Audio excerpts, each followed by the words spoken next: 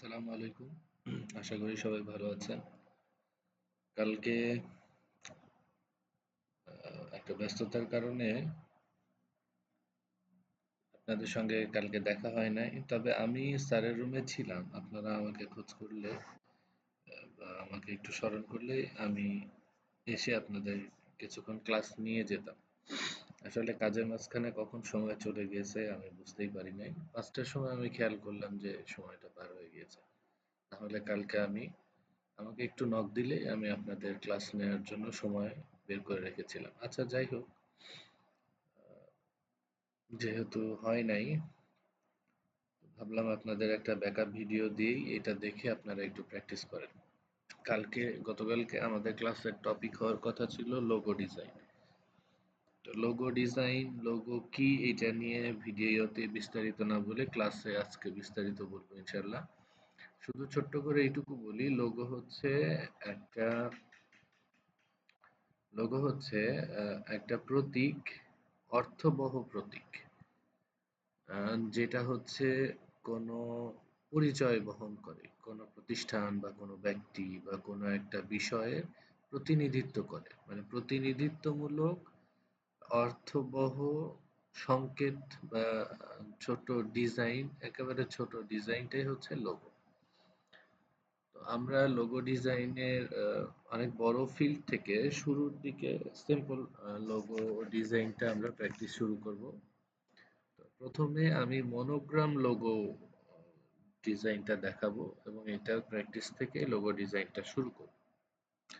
তো monogram logo কেমন হয় সেটা ছোট্ট এর মধ্যে আমি কিছু ছবি ডাউনলোড করে রেখেছি, আমি গ্রুপে দিয়ে দিব। মনোগ্রাম লোগো গুলো হয় সাধারণত একটা নির্দিষ্ট এরিয়ার মধ্যে। আচ্ছা আমি এই ছবিটা ওপেন করে নিই, ওপেন করে নিতে নিতে বলছি। একটা ছোট্ট নির্দিষ্ট এরিয়ার মধ্যে নির্দিষ্ট কিছু নিয়ম মেনে যে দিয়ে লোগো গুলো ডিজাইন করা হয় সেগুলোকে হচ্ছে মনোক্রোম বা মনোগ্রাম লোগো বলা হয়। তো আমি একটা ছোট মনোগ্রাম লোগো ডাউনলোড করে নিয়েছি আপনাদের দেখার সুবিধার্থে। দেখেন, এইটা একটা নির্দিষ্ট এরিয়া, সুনির্দিষ্ট এরিয়ার মধ্যে রেখে এই ডিজাইনটা করা হয়েছে।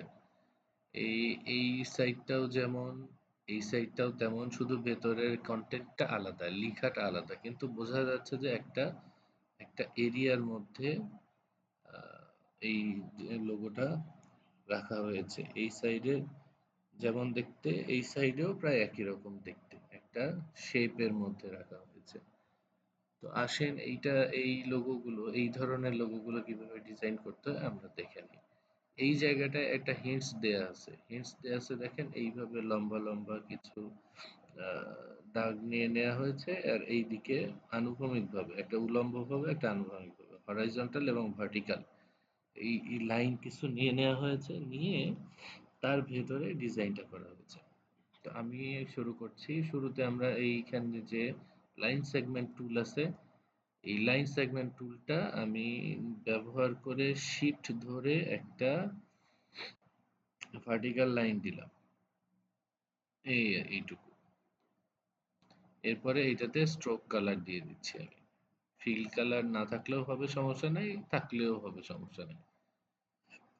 স্ট্রোক দিয়ে দিচ্ছি এবং স্ট্রোকের সাইজটা একটু ছোট করে দিচ্ছি আমি।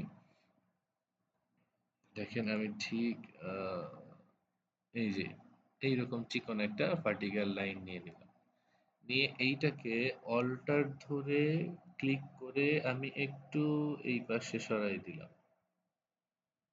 তাহলে এইটা কপি হয়ে গেল। এরপরে আমি কন্ট্রোল ডি দিয়ে মোটামুটি 10টা থেকে 12টা লাইন নিব। এখানে কয়টা আছে একটু দেখে আসতে পারি আমরা, 1 2 3 4 6 7 8। আচ্ছা এখানে 8টা নিয়েছে, আমরা সাধারণত 12টা নেব, অন্যান্য ডিজাইনের সময় লাগবে 12টা 14টা এরকম লাগতে পারে। আমি এখানে 10টা নিয়ে নিচ্ছি। কন্ট্রোল ডি চেপে, দুইটা আছে, 3 4 5 6 7 8 9 10। আমি এভাবে 10টা নিয়ে নিলাম। এরপরে এই সবগুলোকে সিলেক্ট করে কন্ট্রোল জি চেপে গ্রুপ করে নিলাম। তাহলে আমার এই ভার্টিক্যাল লাইনগুলো গ্রুপ হয়ে গেল। এরপরে আমি এইখান থেকে রোটেট রোটেট টুলের উপরে ডাবল ক্লিক করলাম, করে এইখান থেকে 90 ডিগ্রি অ্যাঙ্গেল 90 ডিগ্রি দিয়ে দিলাম, প্রিভিউ দিলাম, আর এইখানে কপি করে দিলাম। তাহলে এইটা আমার কপি হয়ে গেল। আচ্ছা, এরপরে দেখেন আমাদের এক এনভায়রনমেন্ট কিছু ক্রিয়েট হলো। আমরা হরাইজন্টাল এবং ভার্টিক্যাল দুই লাইন নিয়ে নিলাম। এই যে আমাদের ডিজাইনের সঙ্গে এই যে আমরা যে ডিজাইনটা বা যে লোগোটা ডিজাইন করতে যাচ্ছি সেইটার এই মাঝখানের যে অংশটা তৈরি হলো। ঠিক আছে? এরপরে হচ্ছে যে এই যে এইভাবে এইদিকে এইদিকে 4টা লাইন নেওয়া আছে। এই জন্য আমি একটা আবার লাইন নিয়ে নিলাম। লাইন টুল নিয়ে, লাইন সেগমেন্ট টুল নিয়ে আমি একটা লাইন ড্র করলাম। করে এর উপরে রাইট ক্লিক করে ট্রান্সফর্মে গিয়ে তারপরে এইখান থেকে ট্রান্সফর্ম এগেইন এখানে। আচ্ছা, এখান থেকে হচ্ছে না।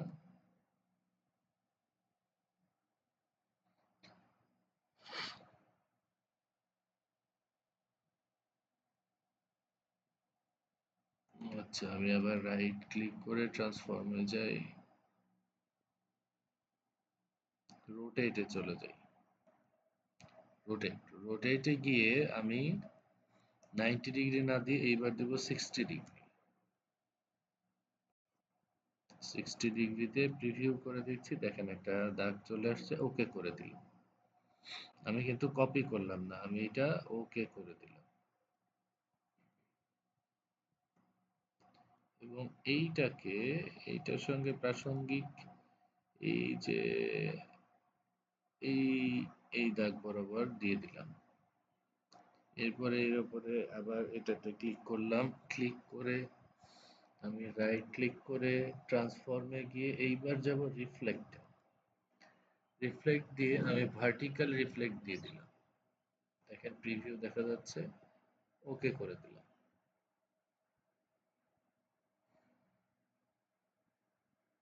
সরি,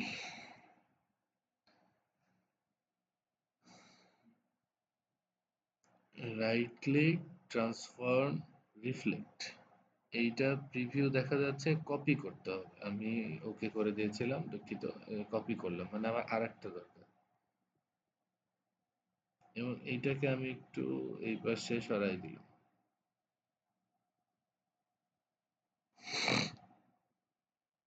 এখানে সরাই দেওয়ার কারণ হচ্ছে দেখেন এই যে দুইটার যে পয়েন্টটা ইন্টারসেক্ট পয়েন্ট, এইটা এই দুই লাইনের মাঝ বরাবর আছে। এই যে ডিজাইনটা আমরা খেয়াল করি, দেখেন এই লাইন এই লাইন এই লাইনের মাঝ বরাবর হচ্ছে এই কোণাটা আছে। এই জন্য এটাকে আমি একটু সরাই দিয়ে এটার সঙ্গে মিল করি। এরপরে আমি এইটা এবং শিফট ধরে এইটা এই দুইটা সিলেক্ট করলাম। এই দুইটা লাইন সিলেক্ট করে রাইট ক্লিক করে ট্রান্সফর্ম করছি রিফ্লেক্ট। এইবার আমি হরাইজন্টালি এইটাতে মানে ইয়ে করলাম, কপি করে নিলাম। এখানে ইফেক্ট একই রকমই আসলো, সমস্যা নাই। আমি মূলত দেখাতে চাইলাম যে এটা হরাইজন্টালিও রিফ্লেক্ট করা যায়, অর্থাৎ এটাকে উল্টানো যায়, হরাইজন্টালিও এটাকে উল্টানো যায়। এটা সরাসরি কপি করে এনে এখানে বসাই দিলেও হবে, কিন্তু অন্যান্য ডিজাইনের সময় আবার আমাদের এটা প্রয়োজন। রিফ্লেক্ট যে ভার্টিক্যালি এবং হরাইজন্টালি দুইভাবেই করা যায়, এটা দেখানোর জন্যই মূলত আমি এইভাবে দেখালাম। আচ্ছা, আমাদের এনভায়রনমেন্টটা ক্রিয়েট করা হলো। এইবার এই পুরোটাকে আমি কন্ট্রোল জি চেপে গ্রুপ করে দিলাম। গ্রুপ করার সুবিধা হলো যে কাজ করতে করতে ভুল করে কখনো অন্যটায় ক্লিক করলে এই এই এনভায়রনমেন্টটা যেন নষ্ট না হয়ে যায়, বেসটা যেন নষ্ট না হয়ে যায়, সেজন্য আমি এটা কপি করে গ্রুপ করে নিলাম। আচ্ছা, এইখানে দেখার আরেকটা বিষয় আছে যে এইখানে যেই লাইনগুলো মোটা মোটা এবং এইটা একটু কাছে আছে, আমাদের লাইনগুলো চিকন এবং এটা একটু দূরে চলে গেছে। এই জন্য আমি আনগ্রুপ করে নিচ্ছি, নিয়ে এই দুইটাকে, এই লাইন দুইটাকে আর একটু কাছে নিয়ে চলে আসবো। এই যে এইরকম কাছে নিয়ে চলে আসবো, তাহলে আমাদের মূল ডিজাইনের সঙ্গে অনেকটাই মিলে যাবে।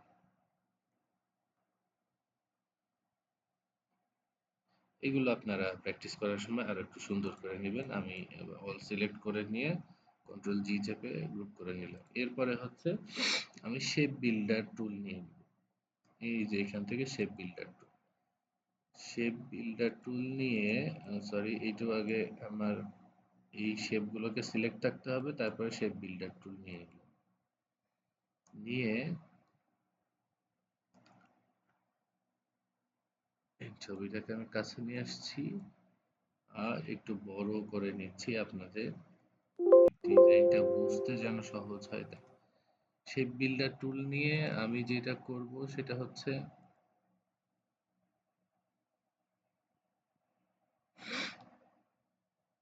এই যে এই এসটা লেখার চেষ্টা করব এইখান থেকে, মাঝ থেকে কয় ঘর, এই যে মাঝে থেকে একটা ঘর বাদ দিয়ে তারপরে এক দুই তিন, তিন নাম্বার ঘরে মাঝেরটা বাদ দিয়ে এক দুই তিন, এই যে মাঝের এইটা বাদ দিয়ে এক দুই তিন, এইখান থেকে আমি শুরু করব। ঠিক আছে, এই যে ক্লিক করে ধরে আমি প্রথমে একটা লাইন টেনে এইটুকু সিলেক্ট করে নিলাম। আরো এই ডিজাইনটা বুঝতে সুবিধা যদি, মানে সুবিধা চান, তাহলে আমাদের এইখানে ফিল কালার দিয়ে নিতে হবে। ফিল কালার দিয়ে নিলে এইটুকু কালো হয়ে যাবে, তখন ডিজাইনটা আরো বুঝতে সহজ হবে যে আমি ঠিকঠাক ভাবে করছি কিনা, বা আমার ডিজাইনটা ঠিকঠাক ভাবে হচ্ছে কিনা।